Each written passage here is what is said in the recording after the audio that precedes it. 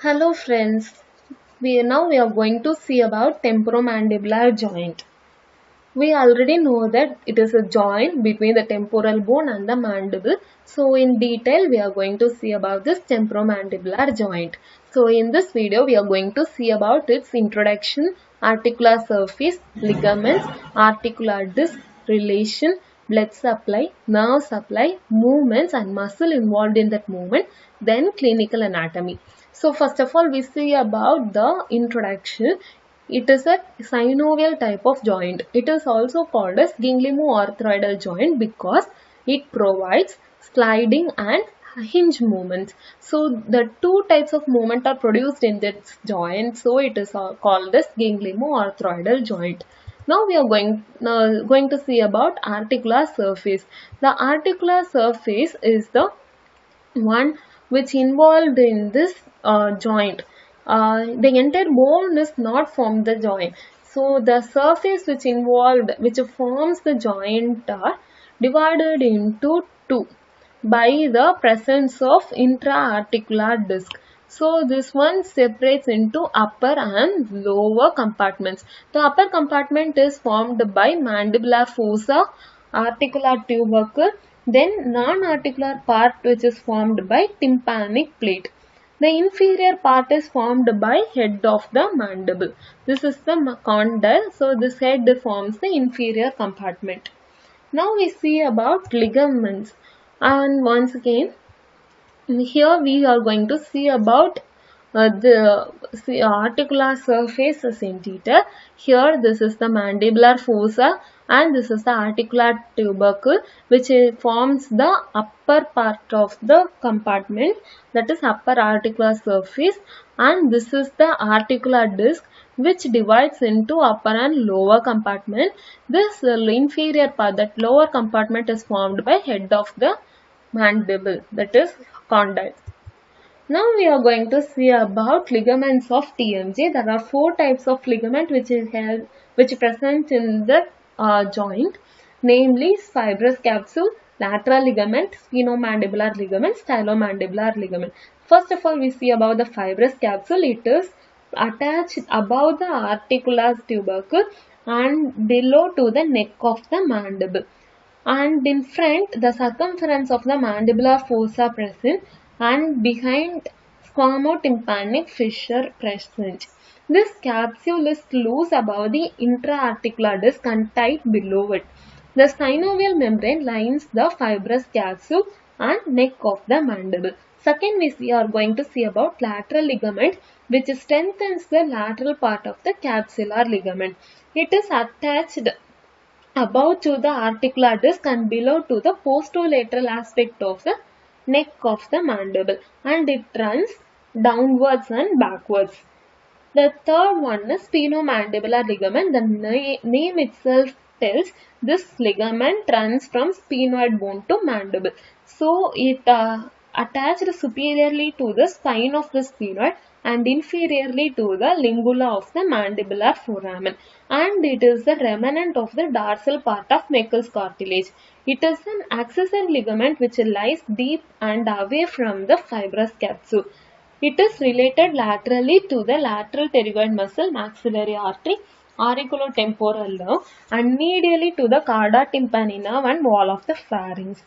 Next, we are going to see about stylomandibular ligament. The name itself tells it runs from styloid process to the mandible. So, it is an accessory ligament, and the thickened part represents, that is, the deep cervical fascia which thickens to form the stylomandibular ligament. This ligament separates the parotid and submandibular salivary gland.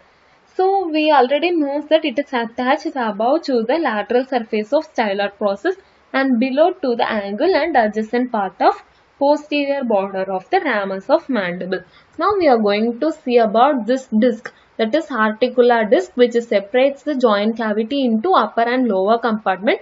It is of oval and predominantly fibrous plate. The upper compartment provides gliding movement and the lower compartment provides rotation along with gliding movement. So this part this disc has concave or convex shape. So this concave convex shape means above it has like this. So the disc is like this. So this is concave convex and this is concave surface.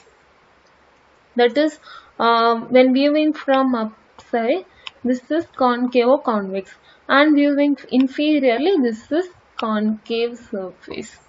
Okay, then it consists of the disc consists of 5 zones, that is anterior extension, anterior thick band, intermediate zone, posterior thick band and bilaminar region. So what is the main advantage of this disc means it acts as a cushion and helps in the shock absorption, and second one, it prevents the friction between the articulating surfaces. The proprioceptive fibers which are present in the disc helps to regulate the movement, and it also stabilizes the contact. So these are the function of this articular disc. Now we are going to see about relations of TMJ. Laterally, skin, fascia, parotid gland, temporal branch of facial nerve present, medially tympanic plate, spine of the sphenoid, auricular temporal nerve, cauda tympani nerve, middle meningeal artery present, anteriorly lateral pterygoid, masseteric nerve and artery present, posteriorly the parotid gland which separates the joint from external auditory meatus, then superficial temporal vessels and auricular temporal nerve present, posteriorly parotid gland, we already see that. So along with that, we are going to see about its superior and inferior surface. So superiorly middle cranial fossa, middle meningeal vessel, inferiorly maxillary artery and vein are seen. So now we are going to see about the blood supply. The branches from superficial temporal and maxillary artery supply TMJ, and the vein which follows the arteries like maxillary and superficial temporal vein supplies the TMJ. Now we are going to see about the nerve supply. Auricular temporal nerve and masseteric nerve supplies the TMJ.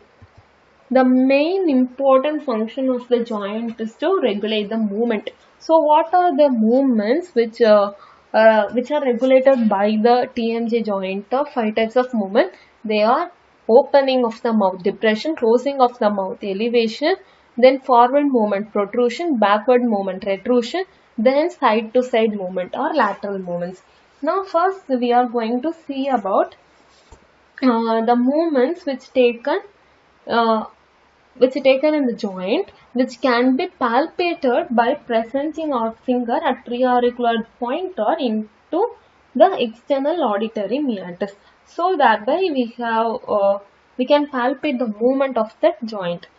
So first we are going to see about protrusion. So protrusion means forward movement. Forward movement. Here the articular disc glide forward over the upper articular surface and the head of the mandible moves along with it. In the opposite to the protrusion is retrusion. Here the articular disc along with head of the mandible moves backwards, that is glides backwards. So it causes retraction, that is backward movement, that is opposite to that of forward movement. In opening of the mouth, that is depression of the mandible, there are 2 types. One is slight movement and second one is wide opening. In slight opening, only gliding motion, that is in slight opening, the mandible, head of the mandible moves on the undersurface of the disc like a hinge. Only hinge movement takes place. In wide opening, hinge movement along with gliding of the disc and the head of the mandibles takes place. So this is taken place in the wide movement, and opposite to this, elevation, that is closing of the mouth, take place. There is a reversal of movement. Then we are going to see about side to side movement. Here the chewing movements which involved side to side movement of the mandible. In this movement, if we take the right side, which glides forward along with the disc as in protrusion, and but the head of the left side rotates on the vertical axis. So the chin moves forward to the left side. Now this is what happened in the chewing or lateral movements.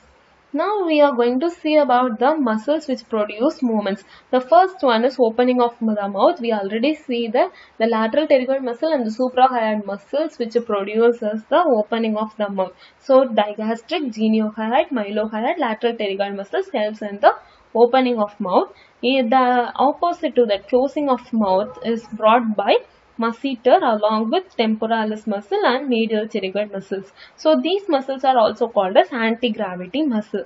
Then we are going to see about the forward movement, that is protrusion. Here the protrusion is provided by the lateral and medial pterygoid along with masseter muscle. The superficial fiber causes this protrusion. Then retraction, which is produced by temporalis and masseter muscle. Then side to side movement is produced by, if we chewing from the left side, which is produced from right lateral pterygoid, medial pterygoid along with left temporalis and left masseter. So here the chewing takes on the left side.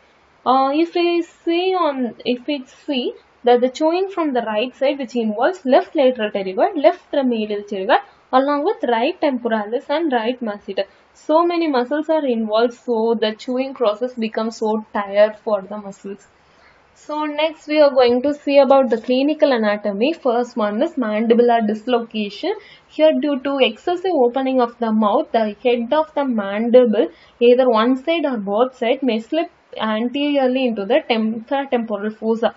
So it causes so it leads to inability to close the mouth.